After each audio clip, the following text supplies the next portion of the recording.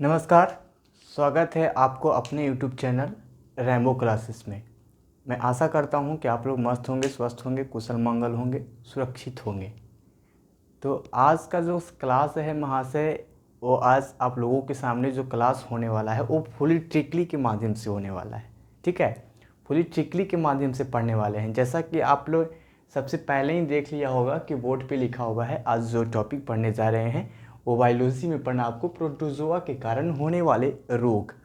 जैसा कि आपको मालूम होगा कि आप जब भी आप किसी भी एग्जामिनेशन में बैठते हैं तो कहीं से ना कहीं से प्रोटोजोआ के कारण होने वाले रोग जो होता है उससे कहीं से ना कहीं से उठाकर प्रश्न दे दिया जाता है आपको।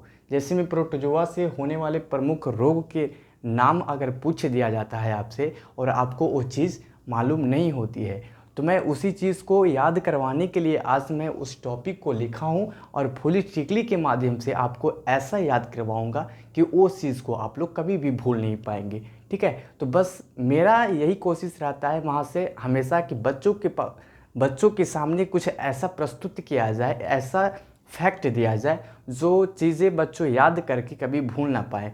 आप एग्जामिनेशन हॉल में भी बैठे रहेंगे तो वो चीज़ को आप कभी भी भूल नहीं पाएंगे।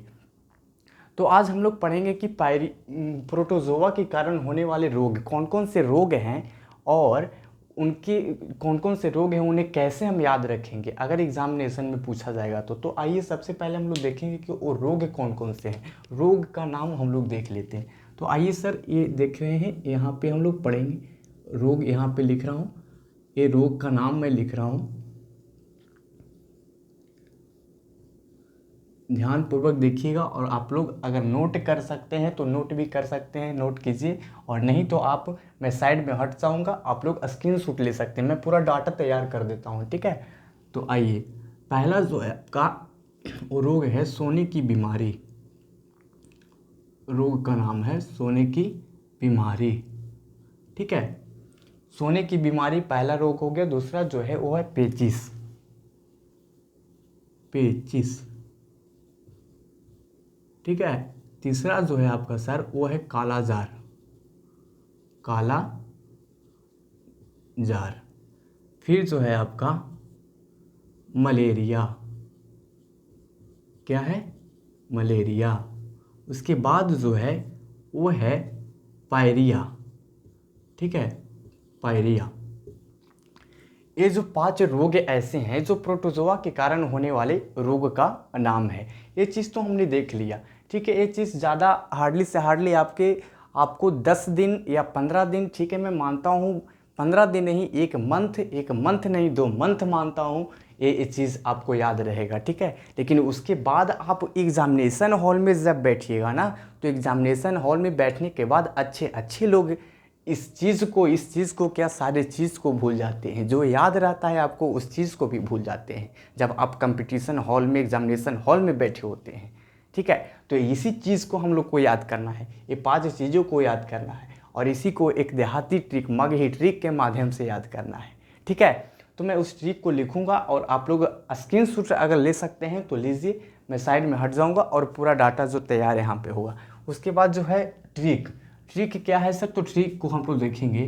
ट्रिक जो है सर, कूट याद करने का जो ट्रिक है वो है सर, ट्रिक का नाम है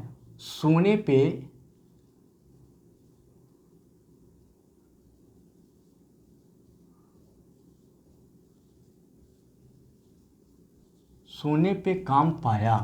ये है ट्रिक। इसको आपको याद रखना है एनी टाइम। याद क्या रखना है इसको सर? ये तो आपको ऐसे ही याद रहेगा, सोने पे काम आया। ये कभी भूलने वाली चीज़ है? सोने पे काम आया। ठीक है, तो इसको देखिए कैसे याद करना है, ध्यानपूर्वक समझिएगा। यहाँ देख रहे हैं सोने की बीमारी, तो ये है सर सोने की बीमारी। ये ट्रिक है, सोने पे काम आया। तो सोने हो गया, सोने की बीमारी, सोने से याद हो गया सर, ये पहला हो गया। दूसरा है पेचिस, तो सोने पे काम आया, पे से हो गया सर पेचिस।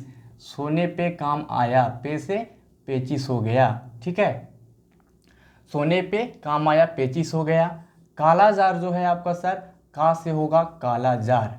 सोने पे काम आया।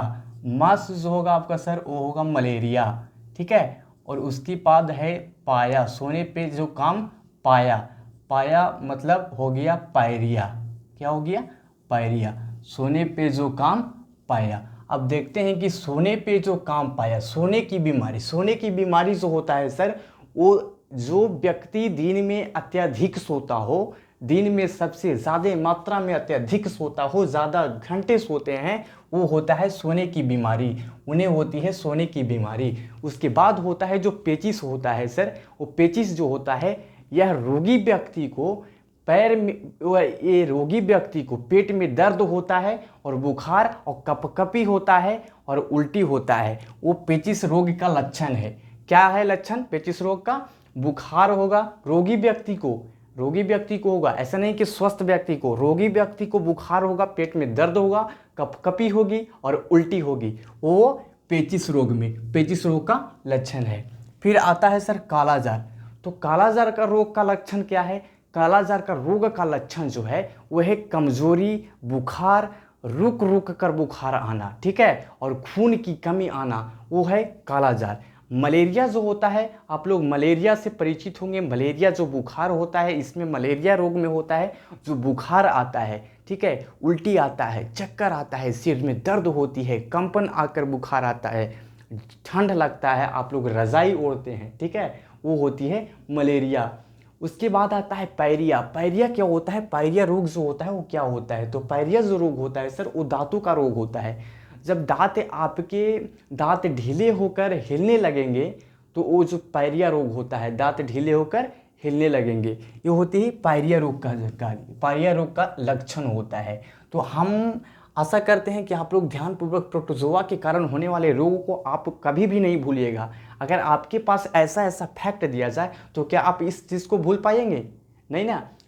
तो अगर इस वीडियो में आपको मज़ा आया होगा तो एक कमेंट ज़रूर कीजिएगा देखने के बाद कि हाँ सर बहुत मज़ा आया, ताकि ऐसा ऐसा ट्रिक हम आपके लिए लाते रहें कि इस चीज़ को आप लोग ना भूलें, और जब भी आप एग्जामिनेशन हॉल में बैठें तो इस ट्रिक के माध्यम से, कूट के माध्यम से आप उस चीज़ को, प्रश्न को हल कर सकें, ठीक है। तो आज हम लोग देखें कि प्रोटोजोआ के कारण होने वाले रोग एक ट्रिक के माध्यम से सोने पे काम पाया, सोने से पे काम पाया, सोने की बीमारी, पेचिस, कालाजार, मलेरिया, पायरिया, ठीक है, इनके लक्षण के बारे में भी जानकारी लिया।